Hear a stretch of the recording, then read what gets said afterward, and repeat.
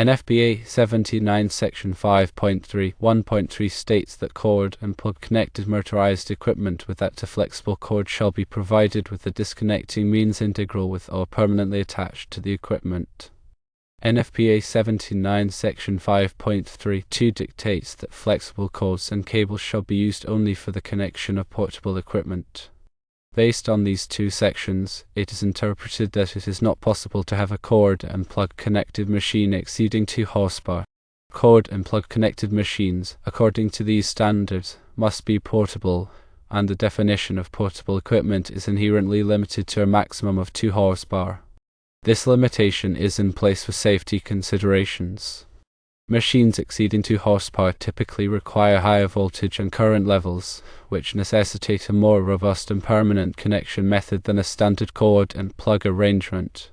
The permanent connection ensures a secure and reliable electrical pathway, minimizing the risk of accidental disconnections, electrical arcing, and potential fire hazard. Furthermore, hard wiring provides a stable ground connection, enhancing the safety of the equipment and its operators. The use of flexible cords is restricted to portable equipment, which by its nature is designed to be moved frequently. However, the portability aspect introduces inherent limitations on the size and power of the equipment.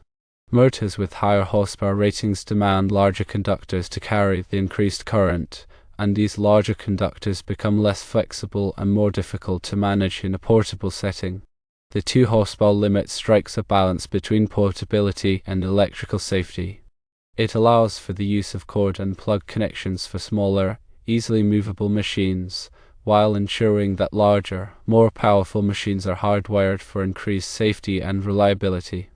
Consider a scenario where a machine exceeding 2 horsepower is connected via a cord and plug. The higher current draw would necessitate a larger gauge cord to prevent overheating and voltage drop.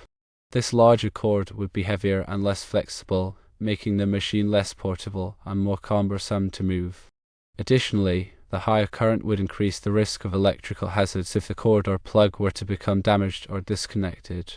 The hardwiring requirement for machines exceeding 2 horsepower eliminates these potential risks by providing a secure and permanent electrical connection.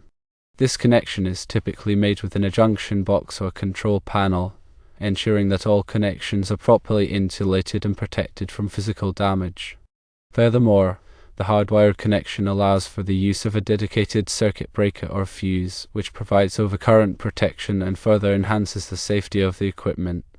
In summary, the NFPA 79 standards limit cord and plug connected machines to 2 horsepower or less to ensure electrical safety and maintain a balance between portability and reliability.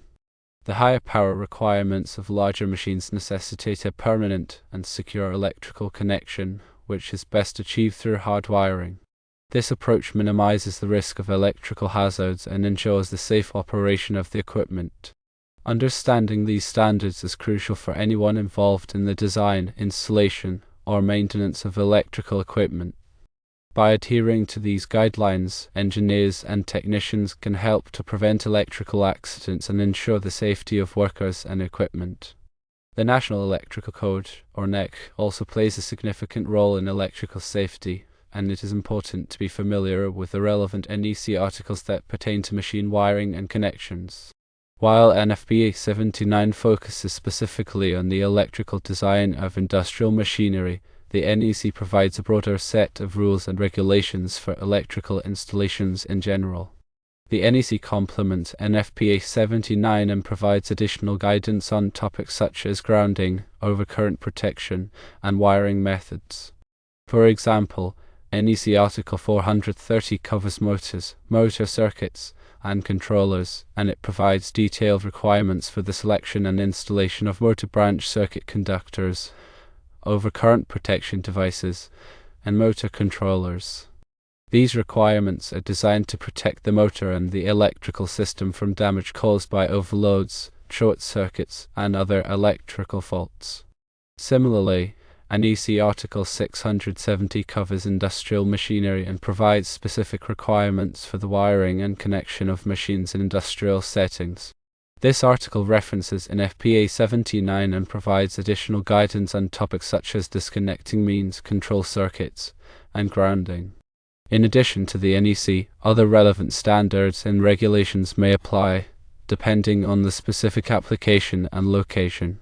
These standards may include those promulgated by OSHA, ANSI, and other organizations. It is important to consult all applicable standards and regulations to ensure that the electrical installation is safe and compliant. Firstly, it's important to ensure all electrical work is performed by qualified and licensed electricians who are familiar with the applicable codes and standards. Secondly, regular inspections and maintenance should be performed to identify and correct any potential hazards.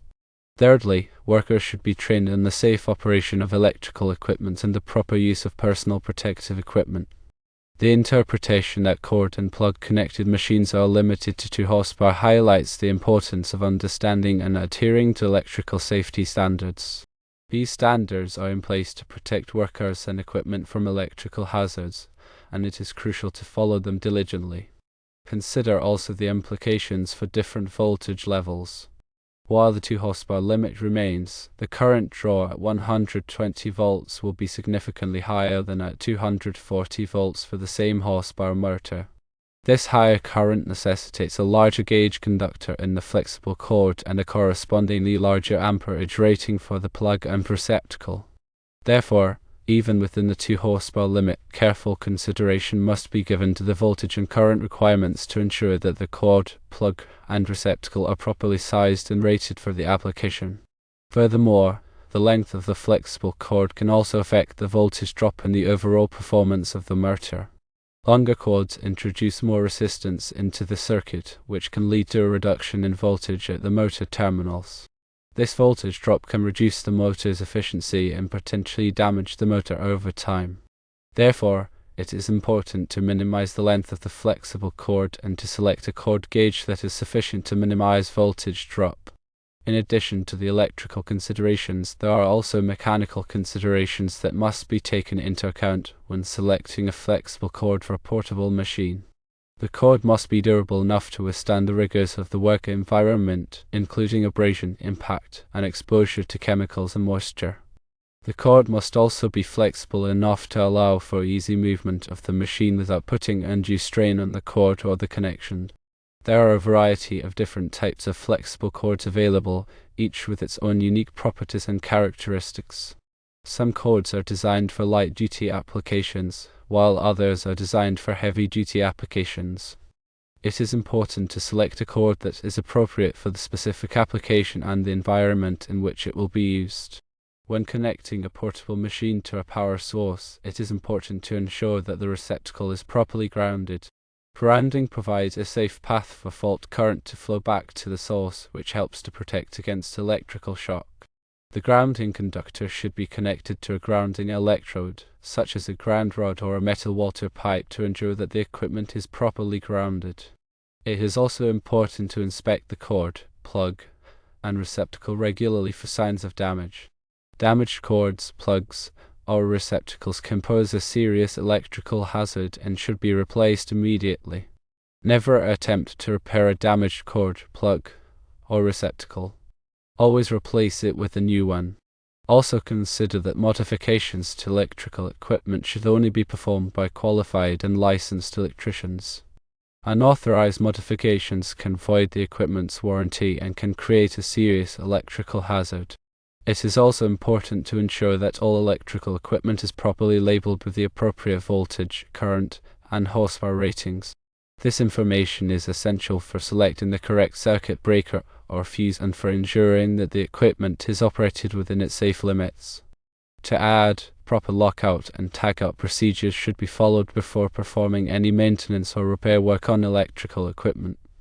Lockout and tag-out procedures are designed to prevent accidental energization of the equipment during maintenance or repair, which can cause serious injury or death. Understanding the standards outlined in NFPA 79 in conjunction with the National Electrical Code, or NEC, is essential for creating a safe working environment.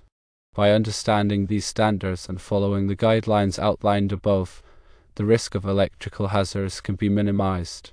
In general, safety is paramount when working with electricity, and no shortcut should ever be taken. If there is any doubt about the safety of an electrical installation, it is always best to consult with a qualified and licensed electrician.